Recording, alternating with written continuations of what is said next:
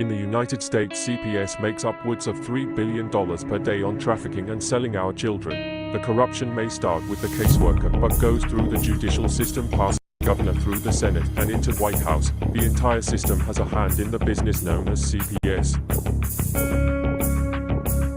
Our children are stolen every minute of a 24-hour day. They are being robbed of their innocence, their trust, their happiness. As parents, we are isolated and betrayed by a government we trust. States are balancing budgets on kids' lives. Only 12% of the kids taken will be reunified. Title IV funding is being riveted with fraud.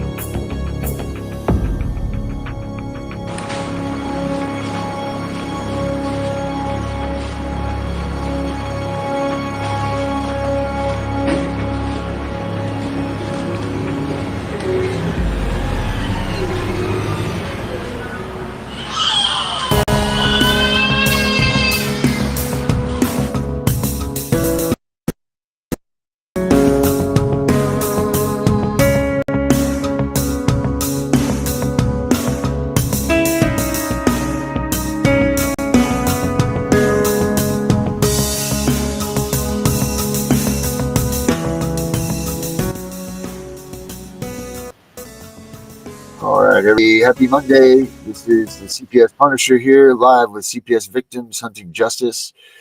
We hope that all of you succeeded the weekend by avoiding CPS. I hope that you all kept your family and your friends close, and I also hope that you all were able to stay without CPS in your lives. I apologize for that opening flaw there, but I created a new video over the weekend. And actually, I want to play that right now because I wanted to play it in the opening. And, don't forget, guys, like and subscribe. Do all those things. Please share. Let people know about our show because it's worth it to watch. It's worth it. Any information that we have, we can help you keeping CPS out of your lives. It's very important, the information we have, but don't forget that we are not lawyers. So make sure you check on everything that we say. But I'm going to play this new video here that I made up this weekend. And I want to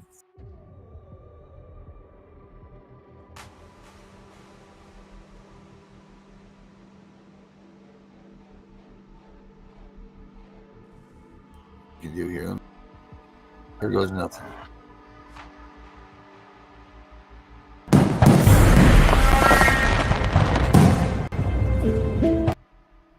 Yeah, it doesn't want to freaking start. Why is that, I wonder?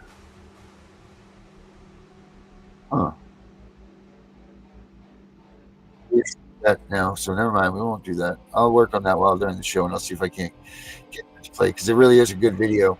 But hey, guys. Anyway, it is Josie Monday, so we've got our co-host Josie from Canada here with us. Josie, how we doing today? I'm good. How are you doing? We're all right. We got anything new going on in your case, or what are we waiting for? No, well, the only thing new now is I got my date for the lawyer, which is going to be the 9th of May. And besides that, nothing else is new. The week just went by like that, and here we are again. I know, it seems like the week just cranks, right? All of a sudden it's Josie time again. So what's going on with your granddaughter? Anything? Did you hear anything? Have you been able to visit her? Is there anything new going on with that? Well, now they're going to give the baby back to the dad. What?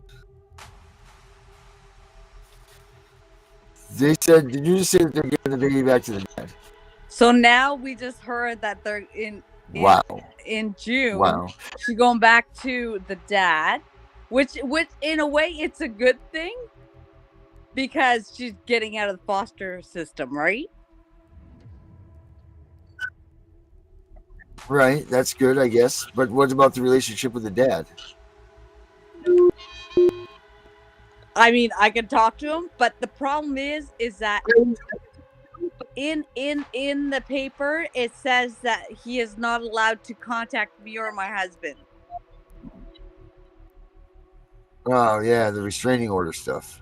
But I don't have a restraining order against him. So who says that you can't talk to them then? The judge. And why does the judge say that you can't talk to them? I wish I knew. And it all comes back to what the fuck. And then Naomi doesn't have more time. She's not getting sleepovers now. This is crazy. Why are they taking those? They're taking those away because she's going back to the father, so they're trying to break that bond. But do you see? Everything happened now that I put my complaint in. Do you see? Right, and that's, you know what, Joseph, that's part of the problems, that people won't come on our show because they're afraid if they get out in front of people that they're going to be penalized. But if we get more people out in front of us, they couldn't penalize them, right? Because there would be more people knowing that their voices are being out here. Exactly. That's what I feel, right? Like, that's what, Melissa, how do you feel about that? I think that the department is there solely just to divide families,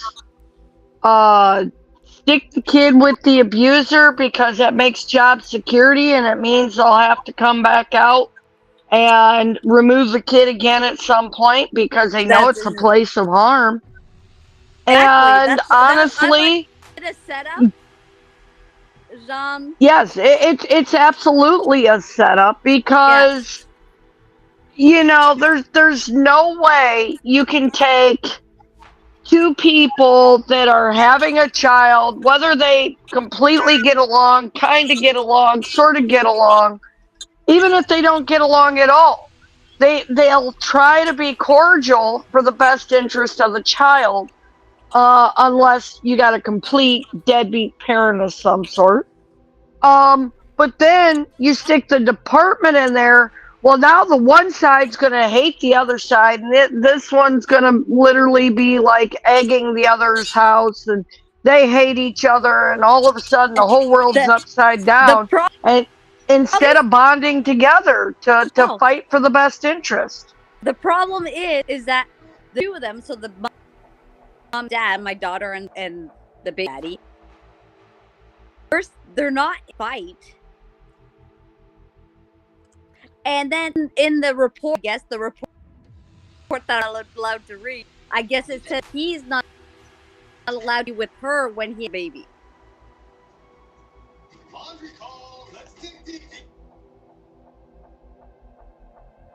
Yeah, that's just crazy. I mean, I even said I was like this makes sense. Okay, he's gonna get a baby, let's say, and then he has to go to work. It works. Okay. So now the granddaughter needs to be a babysitter. Right? I'd be here and off my help, but he's not allowed to. Yeah. You're gonna and that's crazy because you know it's about family unity. And you're gonna take the baby and you're gonna introduce her to a stranger? Like, what the fuck? Well, you know they loved sticking babies, newborns, you know, toddlers in daycare because you know we love spreading communicable illnesses, and we like the fact that the kids stay sick all the time because then that's all the more reason they can argue no visits. And all the more reason they can argue to separate the parental bond. That is true. You're right about that. Absolutely. Limiting those visits. Listen, did you see the private chat?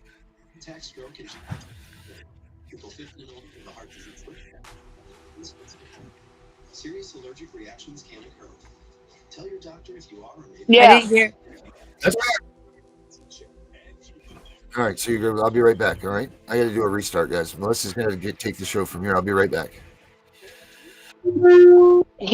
He's having technical difficulties. Oh, no. So, whatever happened with the, with your complaint, your private prosecution that you had filed? I'm still it. That's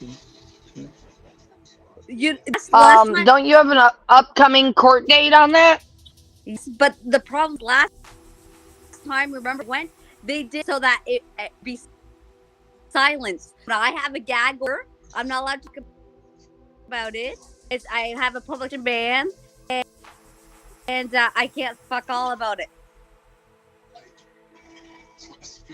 Well, just so you know, and I know that the Canada's constitution is very similar to America's constitution. If you look, you'll find that you'll have some form of laws that speaks of the freedom of speech and the right to protect your freedom of speech. If you look into those, you can actually file a motion requesting that they vacate the gag order, arguing that it's a violation of your freedom of speech. Well, that's that. I heard that. Next time I go to court, that's exactly what I tell the judge, that I don't want a gag order. Like this needs to be fucking said it to the world what's going on here. Like, I don't want a gag order, but when I went to court, it's my first time. I was kind of like, what the fuck's going on? This was like not what I expected, so they kind of got me off guard. Right? Like everybody, I had people that wanted to see what went on, and then told everybody to get out of the courthouse. So everybody's like, what the fuck on? Right. Yeah. Well, I mean, the reason that they want you silenced is because of the fact that if word gets out that the judge is honoring a case on the behalf of you against the department under personal private prosecution, how many other parents you think are going to show up and have similar type stories and want the department put in their place? 100%. You know, and what in a lot of ways, you're very fortunate, because here, when you walk into a courthouse and you argue for the right of private prosecution, they call you a sovereign law citizen. Oh, you're practicing sovereign law. That isn't allowed. You're a horrible person. Blah, blah, blah. Oh. You know, so in a lot of ways, they really think it for sure. Think it. Oh God, what is she? Because that's the problem, is that here we live, everybody's like, what the fuck is going on? Because I've never seen this before. So this is all new to them. Like, they've seen it, like, right, when they were university at thesis, kind of. They've never practiced it. So everybody's like, whoa. I think why they want to gag, because they don't want to fucking, like, you know, since it's never done, they don't know what's going on. You know? Right. But what you need to do is you need to find you a law library, okay? And through your law library, and you can start by Google searching some of it, but just to make sure you have the right documentation, you'll want to verify it, you know, through some kind of more profound source. But you'll want to look for cases that uphold a freedom of speech against a gag order. Okay. Okay. And those cases, what you'll want to do is you'll want to file, in Canada, it's still called a motion for reconsideration. Okay, hold on. And you're asking the judge to reconsider. Okay, hold on. Whoops. I know, I'm making you break out the notepad, ain't I? Did we lose her? Where did she go? See, I think they're really coming at us shit, now. she tripped over her phone charger. She unplugged herself. Oh, no. I think she's really... All right, I'm going to try to play this while we're waiting for her to come back. I want you to see this. Oh, here she comes. Is that her? Yep, that's her. You. I All right. lost you. Darn. Okay. Yeah, well, you sound better now, so that's good. Okay. So you said it was called a motion to what? A motion for reconsideration. Reconsideration. Okay. Yeah. And then what you'll want to do is argue that a gag order is a violation of your rights. And then I'll put together a little short list for you because I've actually done some research on freedom of speech stuff Okay. and Canada. So in the private chat, send me your email and I'll email you over some stuff. Okay. And then you'll just want to write it out, and it's called a motion for reconsideration. And you'll start it with like a comes now, and you put your name, that But you are seeking.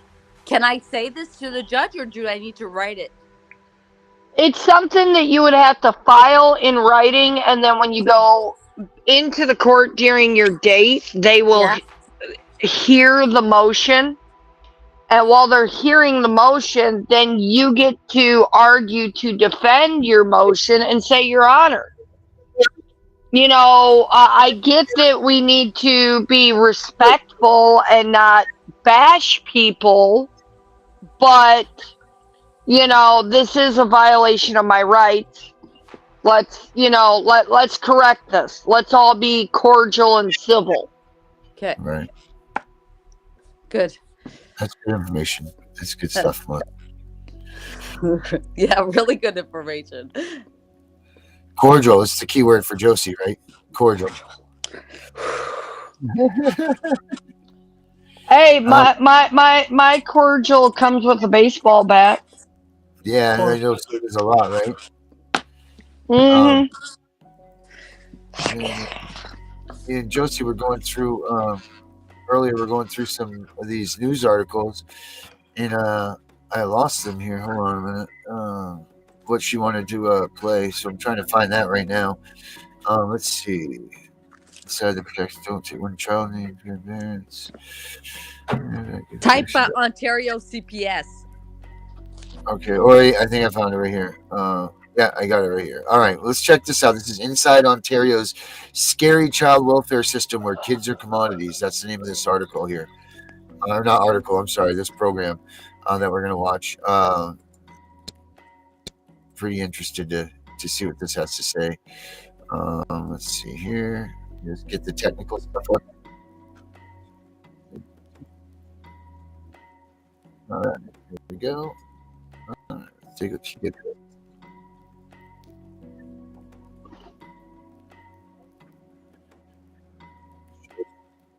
Care with dentists, specialists, and lab.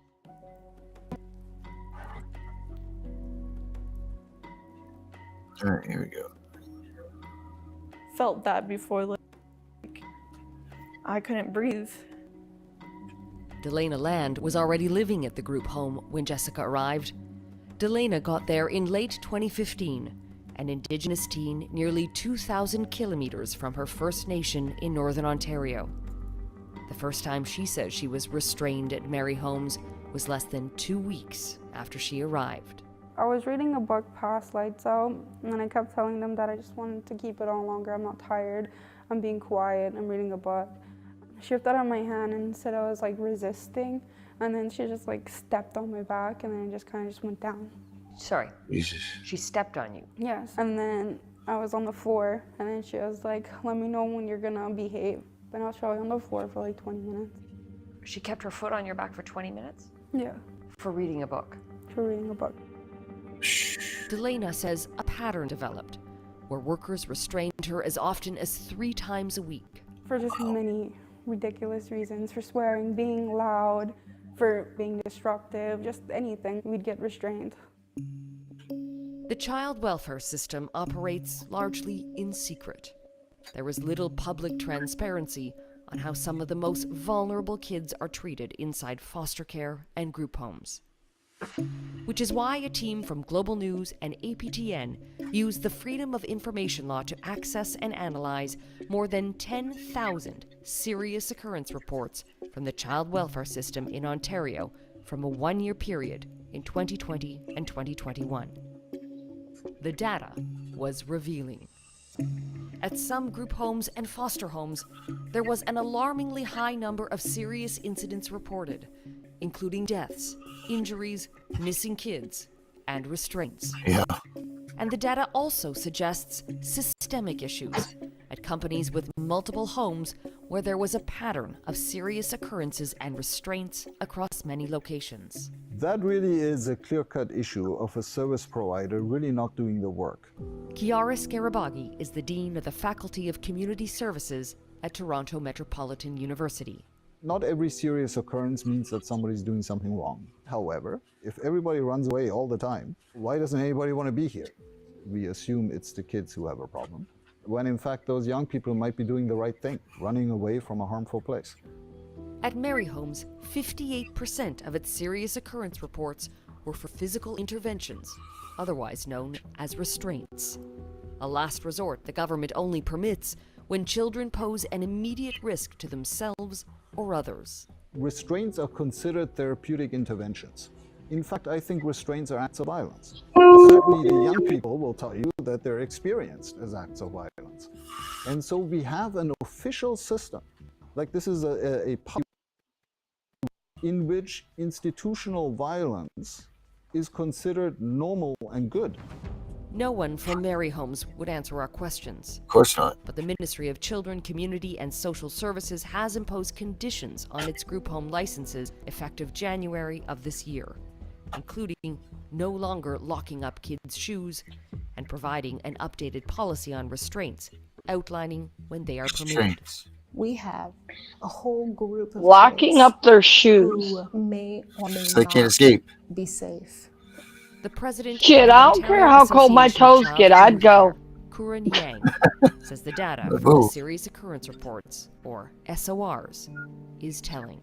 When you have an incredibly high instance of SORs, you need to look very closely because it could be an indicator that you have incorrectly, improperly trained practitioners. Okay, there we go. Right, let's pause this up here for a second.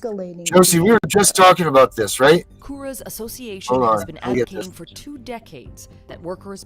Josie, we were just talking about that, right? Yep. So they said properly trained technicians and properly learning.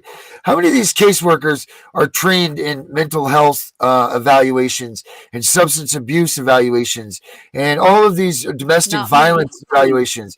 How many of these caseworkers have licenses and training in that stuff, but yet they are able to go back and go in to make a report for them to remove our kids?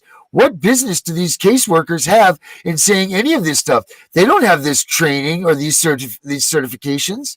So why is it that they can go ahead and just say whatever they want based on that and come back and take your kids? It makes no freaking sense. None whatsoever. And also you have to remember that some social workers have been working there for 10, 20, 25 years, right? So when they came in as a social worker, they didn't have mental health issues. They didn't have LGBTQ, blah, blah, blah. They didn't do this. So if they didn't keep up to date, at least at a minimum, which we know they probably didn't, they're not even aware of today's problems because they're still like 25 years back. I agree. I absolutely. They should be up for like a recertification, like a re-education training every 2 years to current events. They're just trained to take your children away. That's it. That's it. Well, I mean, it's even more than that because, they're supposed to be licensed as social workers. We know they obviously aren't. So realistically, what they're taught, what they're trained is how to manipulate the parents are supposed to work with, how they can manipulate your children out of you, how they can reduce the risk of harm to their own to them, and stop you how to de-escalate while stealing your children. Oh, They're and taught literally to be your friend. You forgot also how to manipulate their report writing, because everything is very manipulated the way they write their reports. It's just. I think that should be the first thing. Like they should be showing all of their credentials. Like this is bullshit that they can just come along and take our children, and they don't have anything. I mean, yeah, they went to school for licensed social work. Not even all of them even have their fucking diploma. Right. Yeah, that's a fact. Like, and this needs to be. This is one of the problems. This is one of the things that need to be examined, and they like I don't understand why they don't take the words of the parents. But yet they'll take the word of the social worker who's not trained in any of this stuff. They say, Josie, you got a problem. You have an alcoholic problem, or you got a drug problem. Oh, okay. No, I don't. Okay, but this social worker said you did. Well, what gives her the authority to say that? Nothing. Exactly. She doesn't have anything to say. She has no play in that game. So, that's like I was saying the other day. Me and my daughter have a toxic relationship. What the hell is toxic? Like, explain it to me. They don't even know what toxic means, but that's what they'll write. Like, who are you to say we have a toxic relationship? You haven't even analyzed us. Right. Well, the one thing that I don't understand, okay, how many state case laws could we compile that says that cases have been overturned due to the fact that the department has committed fraud to seek termination? They've committed perjury. They've committed a falsification of documents. They've lied on the stand. All of this stuff. But yet the judge still takes their word as if it was gold. Right. So what does that tell us? They're all working together. That our judges are idiots. Hey, Josie. I'm not the one to introduce this. Melissa brought this up months ago, but I'm going to re-talk about it. And that is that incident that the young lady was talking about that happened to her would not have happened if the workers all have body cameras. Facts. Think about it. If they have now Melissa mentioned this. I'm not introducing this. But Melissa was correct. If they all have body cameras, that comes to a halt. Just like with the police. When the police start wearing body cameras, all of a sudden, there was less harassment. Honestly, better than body cameras in group homes is that group homes be required to have surveillance everywhere but, like, bathrooms. Right. Well, if you put body cameras on the people causing the incidents, that would definitely make a difference. I think body cameras should be on everybody. Exactly. Right, but not all abuse in the group homes are by the group home providers. Because you also have a lot of child-on-child abuse, and they're not going to be wearing a body cam. Yes, but it will still slow it down. It'll slow it down. But let's put cameras in rooms. You could do that too, except for the bathrooms.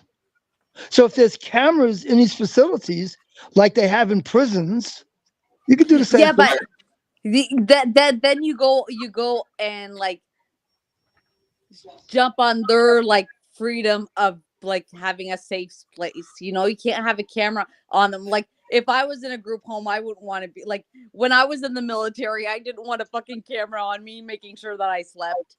Right. Well, I mean, I get that because you're right. Yes, again, we got to remember that these children are the victims here. Yeah, exactly. That's the part that sucks. So again, you're right. You're right about that, just like but the thing is to prevent these things from happening. If we covered them, if they were covered with cameras, watch better. Yeah, but Darren, the Kim up there in Maine, her grandson, he's 4. The child that sodomized the 4-year-old was 12. Right. Well, okay. I mean, this is the thing. If there was a camera in the room, don't you think that maybe the kid would have thought twice before doing that? Well, that's what I'm saying. Like we have all of these things, and that's it. But also, like Josie's saying, is that And I agree to a degree, because these kids are the victims. These kids are the ones, not only if they were abused in their homes, but now they're being shuffled into these homes that they're not aware of. They're being put into all of this cold, dark place. Like, these kids it just sucks for them. I mean, this is not a good place for them to be. And it's not, their faults that they're in this situation. In most cases, or all of these cases, these kids have done nothing. So for us to treat them like prisoners, it just sucks to have to do that, Yeah. I think the start should be the workers should have body cameras. Then eventually go with what Melissa was saying, in rooms or whatever. But right now, let's put the body cameras on the workers. Yeah, just to start. I mean, that's one of the things that we've been talking about. I'll show it again. Right here, right here, body cams. Do social workers really have that much interaction with the parents? So, like on average, how many hours do they necessarily interact with parents realistically? Because they're out filling work, they're supposed to be with the kids, they're supposed to do other stuff. They're not with parents 8 hours a day. They need to be held accountable when they're around people, whether it's the parents or whether it's the children. They turn on their body cameras. They have to. Every cop in the states have body cameras. In most states, anyway, they all have body cameras. Right, they're way up. They would be when we engage with a person, you got to turn that body camera on. Else you're going to get written up. And the benefit of the doubt is going to go to the perpetrator. If the perpetrator but you can't even do anything. I recorded it and I can't even use it. Right. Yeah, that's when that sucks. Josie, check this out. Dustin Ashley says the judge on my case said on the record that my bond with my children is purely toxic. When all my supervised visits went extremely well, never a bad report, and he's never had a bonding study. So he's also has a toxic word in his. Toxic. Like, what is toxic? Like, we have to ask them. Please define toxic, because Yeah. Yeah. What is toxic? Right. What is toxic? Because if I want a toxic relationship with my other two kids as adults, like if toxic is a positive, then please, I want a toxic relationship with all my kids. Right. Right. It depends. Well, and Darren, honestly, that message that you just read, I'm familiar with the family in the case. That's actually one of the families that I've worked with out of Pennsylvania. And that judge should be disrobed. He should not be on bench because he's very sexually derogatory toward the females in his courtroom. Oh, wow. He tells them to get drug tests using their pubes. Wow. That's interesting. Yeah. What's this judge's name? Huh? What's this judge's name? I don't know the judge's name off the top of my head, but if they want to put it up in the comments, they can. But that's up in Pennsylvania, and it's bad. Yeah, Carrie says they did have them in group homes, at least the ones that she was in. That was more than 20 years ago. So I think she's talking about cameras there. So I'm sure some of them do, some of them don't. But, yeah, me too. I'm sure some. It's just, we can't, listen, here's the thing. We can't stop everything from happening. We can try, and we can try to make everything good, but there's just no way. The world's too diverse. There's too much space. There's, not enough order. We're not going to be able to stop it. There's just no way without infringing on someone's rights. That's first and foremost. We're going to end up infringing on someone's rights. Doesn't matter who you are. I mean, that's just, you're not going to. But that video that you showed, look how many times that foster family's name was in the SOR. Why did nobody realize that it's the same foster family that's probably getting complaints and nobody's doing anything? Right. That's it with the they're just not doing their job. Nobody is doing their job. Nobody is checking up on CPS anywhere. Quebec, Ontario, probably the States. nobody is like checking and making sure that everybody is doing their job. Well, nobody dares to, or nobody wants to, because it's just money. This is money. Listen, as long as their checks keep coming in, they don't care. The money's good, right? The money's good. The checks are coming in. The money's flowing. We're not stopping anything. We're just going to continue on. They're going to complete, like, look at it. They get covered in immunity. They're not worried about this crap. They're all covered with immunity. They're just going to continue doing what they're doing. And as long as that money keeps coming, but there's not just one of us, or two of us, or three or five of us arguing about that. And Stephen Stambaugh is the name of the judge that is doing all of these nasty things in Pennsylvania. So everybody put Stambaugh on your watch. I've had very long conversations with this family, and through my advice, they started a judicial complaint, and it is starting to gain some ground. It did make it past round one, and I'm very proud of her for standing up and taking that charge, because this is a judge like that doesn't need to be on bench. Not when he is that nasty and condescending toward women. Ugh, disgusting. Absolutely disgusting. All right, let's get back to this here. Let's play a little bit more of this video here. We got to go through this ad. Let me get through this here. Hey, I agree with Carrie. You need a wall of shame on your website. Yeah, it's there. It's there. CPS.com. It's there. Wall of Shame. Great. Now you get to add a judge to it.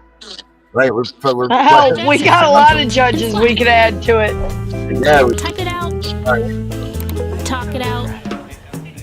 Yep. Knock it out. Be safe.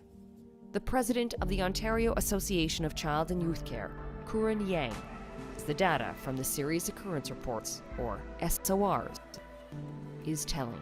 When you have an incredibly high instance of SORs, you need to look very closely, because it could be an indicator that you have improperly trained practitioners who are inadvertently escalating behavior. Kura's association has been advocating for 2 decades that workers be required by law to have completed a public college or university program in child and youth care. So in the worst case scenario today, we have, frontline workers where the minimum qualification is that they have a driver's license and perhaps a high school diploma. Oh, that's good. This is an ad for a child and youth worker in Northern Ontario. You have a license. So you should be, you should be required to read, but maybe not. That's why they can't do their paperwork right. So all of us can get a job there. We have a license and a diploma, so we can get in there. Good. Are you tired of dealing with one-up-window? Yeah, but I couldn't steal someone's kids. Hard to open. We've even tried to get issue windows, but never received a response. It's true. Starting in July 2023, the Ontario government will require group home workers have a diploma, degree, or certificate in a relevant field, or prior experience deemed relevant. But it falls short of requiring that training be in child and youth care. I got a degree in ophthalmology. Worked at group homes run by Interface Child and Family Services. Are you sure it ain't proctology? Interface requires a diploma or degree in a social services related field. So with a diploma in corrections, Cassandra was hired. Did anybody say to you, hey, you don't have any training in child and youth work? Nope. Wasn't a problem? Nope. Looking back, she says she didn't have the right training and now lives with regret, guilt, and sadness. How frequently would these restraints happen? Daily, multiple times a day with different kids. Multiple times a day? Yes. You would restrain a child? Yes. Which to me might say maybe this isn't the right environment for them. Didn't do anything to get there. Number of serious occurrence reports of any group home operator in Ontario, according to Global News' analysis. And more than half those reports were for workers restraining kids and youth. I think that it shows that our first response is to go hands-on with the child rather than take the time to maybe educate ourselves into properly ensuring these kids are growing up in a normal environment. Yes, a normal Interface environment. That declined group an on-camera where you just interview, stole the kids but from their said in a family. statement it over-reports in the interest of transparency and cares for hard-to-serve youth. It also said restraints are only used in high-risk situations where there is a physical threat. And in roughly Well, that's all of 10% of cases, restraints involved a staff member holding onto a child's hand. The year after Cassandra left Interphase, a 17-year-old boy with a developmental disability named Justin San Giuliano died after being restrained in one of its homes. In response, Interphase stated publicly a goal of reducing restraint. But by 2021, the volume actually increased. Interphase now says it's launched a restraint reduction plan and has updated staff training. There's literally no need for any of it. Bullshit. For Black and Indigenous youth like Delana, who are vastly overrepresented in care, the overuse of restraints is a continuation of generations of trauma. When you think about the violence associated with physical interventions, I can think of no context in which we have made it okay to engage in this kind of violence publicly, other than the context of doing so against Black people and Indigenous people. Child welfare is implicated in Indian residential schools. It was responsible for the 60s scoop. Child welfare was built on the foundation of racism. Among the Indigenous youth the system has failed, Amy Owen. It did fail her.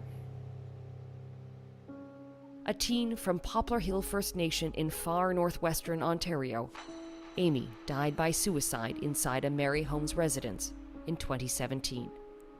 Jessica and Delana lived there at the same time. She got restrained for talking back. She got grounded for cutting herself. It's just anything. Delana says Amy was like her little sister, and the pair had a pact to get out of Mary Holmes. Today is April 8th. I think like 3 o'clock-ish. It's day 1. I'm planning the AWOL. I was saving my bus tickets so I can take her to AWOL with me because I know she's been going through a lot. When you say AWOL, that's a group home term for leaving. To run away, yeah. And I kept telling her, we're going to take off. And she died on the 17th, and then I took off on the 20th. I still did it because I knew she wanted it. Where did you go? I lived in a stairwell in Rideau. The mall? Yeah. So to you, living in a stairwell was better than living at Mary Holmes? Yeah. Wow. At least I was able to be me. I was able to be okay. For Jessica, who stayed at the group home after Amy's death, the anguish was overwhelming, and, she says, there was little compassion. I didn't understand what I was going through, that I was suffering from PTSD. I didn't know that. But they would just say that it was attention seeking. And so, in a cry in the dark, she wrote out her pain on paper.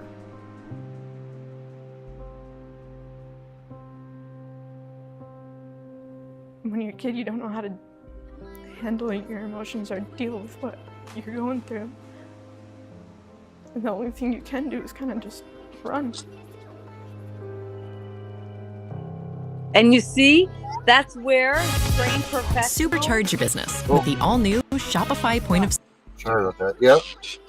That's where trained professionals, especially during that time where that little girl, that person committed suicide, should have went there and explained and talked to these kids about what they were going through. But they are not trained professionals. So, it's crazy to me that, oh my God, they're left by themselves.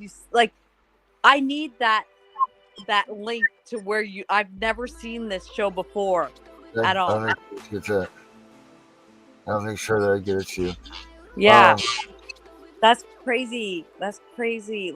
Fuck, 2 decades. That activist has been trying to do something. 20 years at least. Right. It's crazy.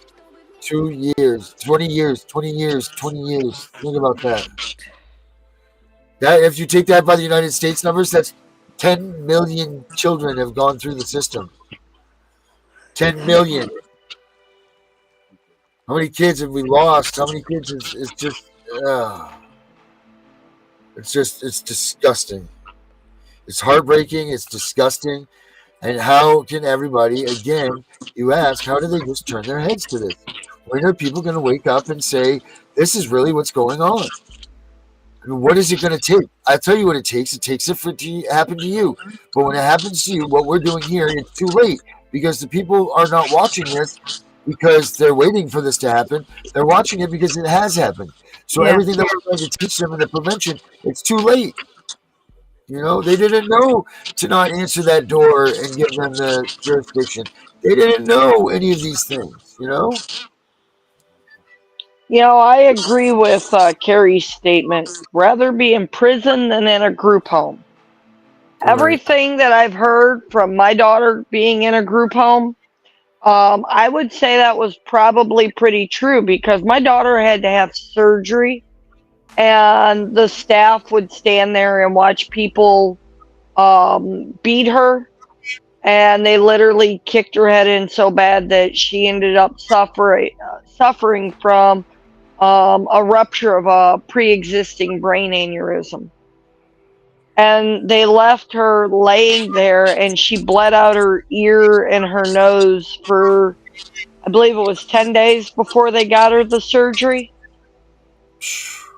During this whole time, because I was making a stink about her needing medical care, they made sure to go through and cut off all communication between me and my daughter through an ex parte order of no contact drafted by the GAL. Because they knew that I had went to visit with Sarah, and Sarah had 2 black eyes and a bunch of bruises. I actually snuck my phone into the group home and I recorded the entire visit. And I don't even think Sarah to this day knows I have the recording of her talking about how she literally was getting her head stomped in day after day after day. And there was a janitor. He's since been removed from the company, but he was getting sexual favors from the girls in the group home, and he was trying to get alone time with Sarah. Jesus. Disgusting, man. That's what I'm saying. We got to. This stuff needs to be just trampled. These kids deserve Disney World, not this shit. You know, like that's what they deserve. None of this shit that's going on. Right. So it's just Well, what about their constitutional rights? You know, we hear about our rights being deprived. We're being deprived due process. We're being deprived, you know, all of these rights. Well, what about our child's right to family? Yeah. Well, that's to stability, to, you know, to the bond that they were born with their parents. To safety. Right. Yeah. Not heads kicked in and everything else. Right. It's an absolute, it's heartbreaking that we're not giving these kids, which are the victims, better care than what we are, but yet they're taking our children for abuse and neglect, right? But then they're putting them into a worse situation. Where's this being right? Yeah, no, the system's definitely scary, and let's just say I don't envy anyone under the age of majority anymore because, you know, it's nice to sit back and say, I'd love to be 15 all over again, be out riding my horses, but it ain't like that anymore. You know, I know kids right here in my county, the girls in school, and literally halfway through the day without any investigation into the parents or nothing. They show up, they pull the one girl out of the high school and the other girl out of the grade school. And last I heard, that little girl, they transferred her up to Maine, and something about she was molested here in Alabama before being sent to Maine, somewhere just south of Bangor. And I guess there's a bunch of reports. Well, reports are why my daughter was moved out of the home that she was in, my 2-year-old, because that home is supposedly guilty of multiple accounts of molestation. And I'm not even allowed to put my own 2 cents into it. It's been, quote, investigated, but, you know, the hell if I'll ever find out what happened. Yeah. Investigated by who? Actually, they did assign a worker. And see, it's supposed to be a worker from another county, but they used a worker in this county. And the only reason it got investigated, see, you didn't hear about this, Josie, but about 3 weeks ago, they fired all the caseworkers in my county. Literally, just fired them all. Well, the caseworker that they fired, I mean, they ain't a lot of them. This is a small county. Okay. But the caseworker that they fired, she was seeing the truth of what was going on, and she was the one that ordered an investigation of the foster home and moved my daughter out of that home. And it was only about 4 days after that they fired her. And how long was she in that foster family for? 2 years. Jesus Christ. That foster home was supposed to adopt her. That was a approved adoptive home. But my kids have not even been deemed dependent. They've not met any grounds for termination. Hell, they've not even met any grounds to remove the kids. But I just have a judge that refuses to hold court. I've been waiting 2 years for a court date. And they just filed a new continuation, and I was actually at the courthouse earlier today filing new paperwork. Look at the positive then. If they just move that baby from 2 years to a different home, then that starts the process over again. They can't say, well, it starts the bonding. Now has a bond. Now you start over again. So here's your time to go get her back. Well, the thing is by, and even Darren has looked this up, by all accounts of the case laws that me and Darren have both looked up, they do not have the grounds to hold this child in any way, shape, or form.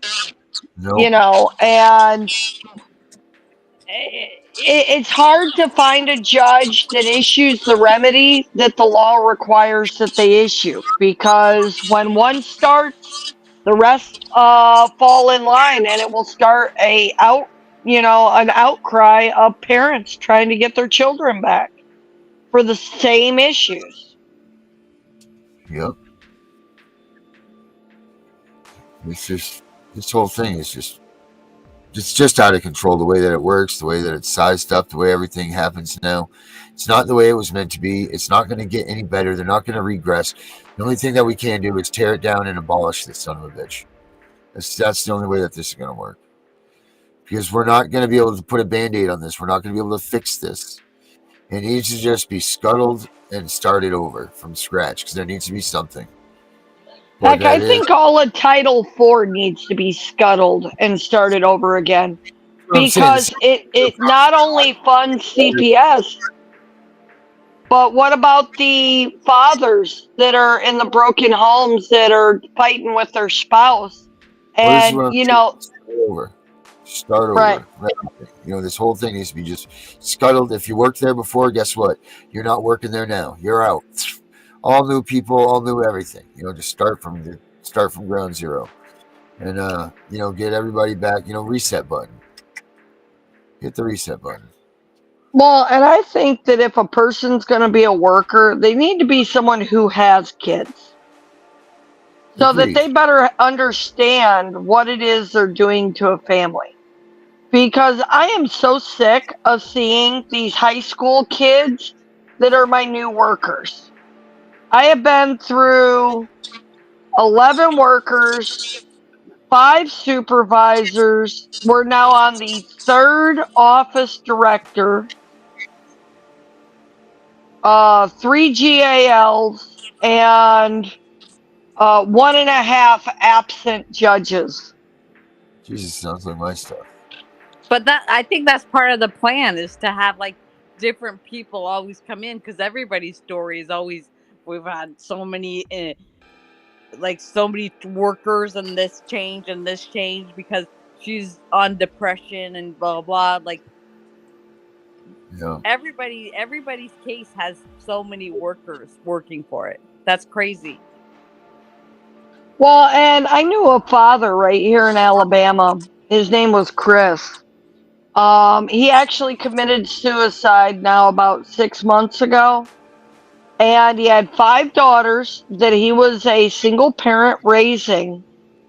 And the mother was suffering from really bad postpartum depression after her 5th child. And she killed herself over it.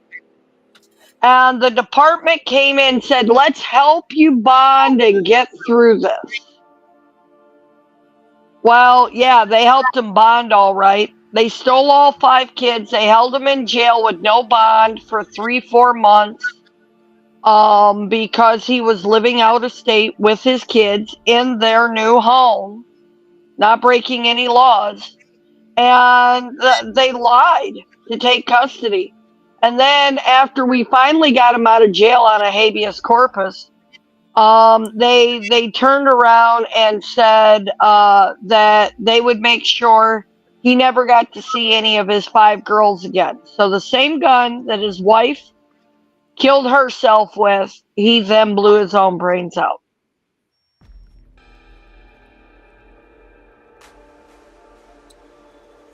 See, what a good job this system's doing on protecting the family and the people inside of it. It's freaking terrible. That's absolutely terrible. Hey, I'm going to try to, on that note, I'm going to try to play this video one more time, this one that I made. Let's see what everybody thinks about this. Hopefully I can make this work. Let's see.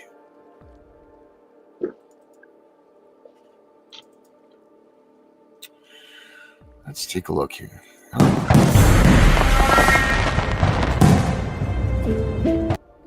No, it doesn't want to go past that for some reason. God, it's such a good video. You know what? Maybe I can do this, though. Hold on. Might be something I can do.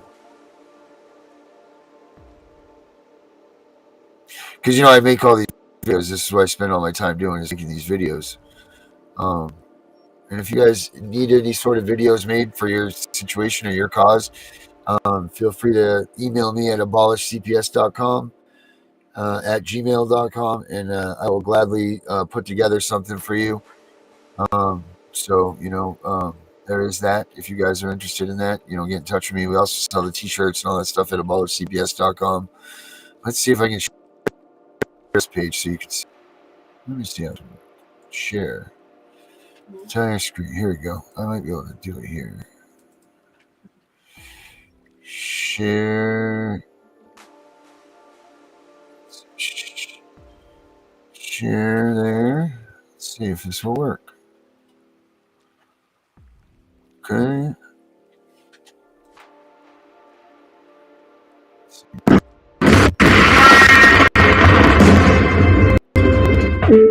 Childhood, growing and developing years of a person.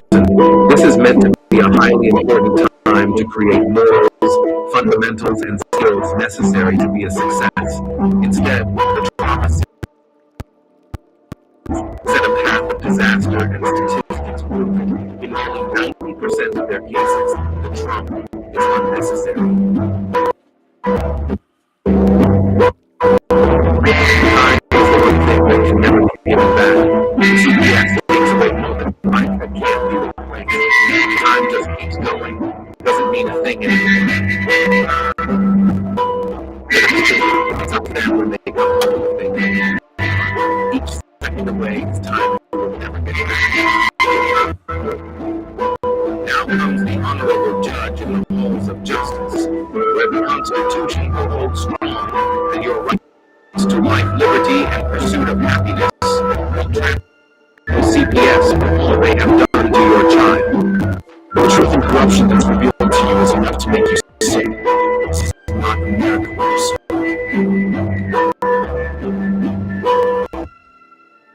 What'd you think? I could hardly hear it myself. Oh no way, really? Well, Yeah. I could hear it, and honestly, the one where it was showing the kid growing up and growing older and becoming an adult, I actually figured he was going to end up being on one of those, prison mugshot boards. Oh, good call. Yeah, maybe I should do that. You're absolutely right. Good call. Because, what is it, like 70% of the kids that come out of foster care end up back in. Yeah. They literally go from one type of incarceration direct into another. I mean, Is it that what really. the statistic is? 70%? Yeah. I think it's 75% is really what it is. It might even be more. I know 75% of the people that are in penitentiaries came through CPS. So, No way. Yep, that's a stat. And like 93% of the kids found in trafficking rings are typically runaways from the department. Yeah, that's I can see that, but Yeah. I had no clue. Wow, that's a huge statistics. Yeah, Well, it's pretty. and the 2 weeks ago now, we had the one kid on here that he literally grew up in the system in Florida, took out of a very bad situation, and he became an advocate for people. When he had his own kids, they turn around. Huh? We should get him back on. Yeah. Sure. They turned around and deemed him a bad father because he had been a child of the system. That's ridiculous. Absolutely ridiculous. So, what we've gathered here today is that the system sucks. I think it's. Time's up. I think it's time that we wrap this baby up. What you got for last words, Josie? Stay safe, enjoy, and never let CPS inside your house. Melissa, how about you? Well, one, I'll second what she said. And two, don't ever let a fight get you down to the point that you want to do something stupid like taking your own life. Because if you're dead, who the hell else is going to fight to save your kid from the system? Yeah, good one on that. Amen to that. Herbert, where are you, buddy? Herbert's gone. Herbert was quiet. The girls took over. Herbert is here. Herbert, there you are. Herbert, last words, bud. Say that again? Your last words for tonight? No, I was just listening to everything, and my thing is I'm advocating for workers to have cameras. They have to have body cameras. Body cams. That's it right here. We already have the graphics ready for that one, Herbert. Right there. Check it out. I've already designed them. These T-shirts are available at abolishcps.com too. It says body cams, keeping CPS honest. You can't see all the black writing and everything there, but check them out there at abolishcps.com. Their T-shirts are already made. Keeping CPS honest. Yeah, even when they walk to the door and they go and talk to the parents at the home, they should have body cams. Yes, sir. That's it. Hey, Darren, I had a thought because there's so many simple things that can be changed in the state to start making changes. I mean, we're not a huge group of people, but we do try to put the fight on the front line. What we should do is, and I know that on abolishcps.com you have ways to contact you, but for people like Carrie and everyone that's been on this show, Josie, Brenda, and all the other families that we worked with, we should make a list of one thing that they would like to try to change about their state law or their country's law or their, territory's law.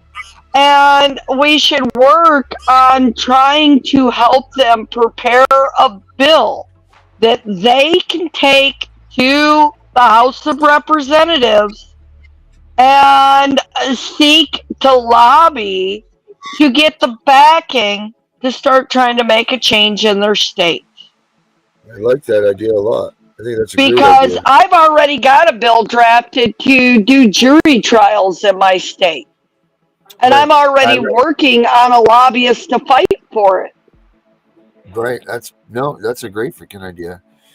I mean, anybody out there that wants to, like what you just said, like I have the one for abolishment, like we already have that we talk about. So, I mean, we have these bills in place, but yeah, I think that's a great idea to get these people involved and start pushing this, because what good is the legislature that we're writing if no one's going to try to use it, right? Like it's just sitting there. Well, like Cheryl from National Action Network always says, you gotta have boots on the ground making noise. If you don't make noise, nothing's ever gonna change. Yep, you're right. You're absolutely right. That's great. That's a great way of looking at that. That's absolutely right. All right, yes, we will do that. So that's to come, people. That is to come. We just got to figure out how we're going to do it. So, all right, guys, thank you very much for coming out tonight. It was good to. It was a good night, and we'll see you all tomorrow. We'll see Josie next week, and we get an update and all that good stuff. All right, guys. Good night, guys. Lord Herbert. So that's it. I love that idea, Melissa. That's a great idea. I think that we need to really start doing this. That's right. Carrie says closed mouths don't get fed. You're damn right. So you hear that, people. Start putting together some thoughts or things that you need changed in your areas.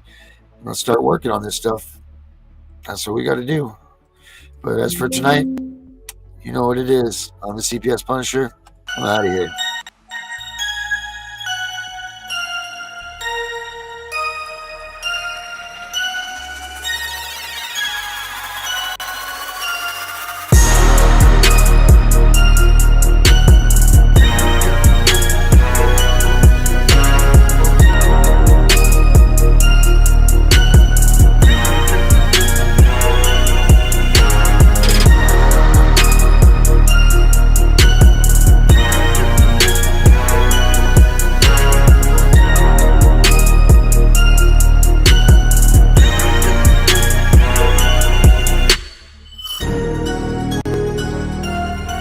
Thank you.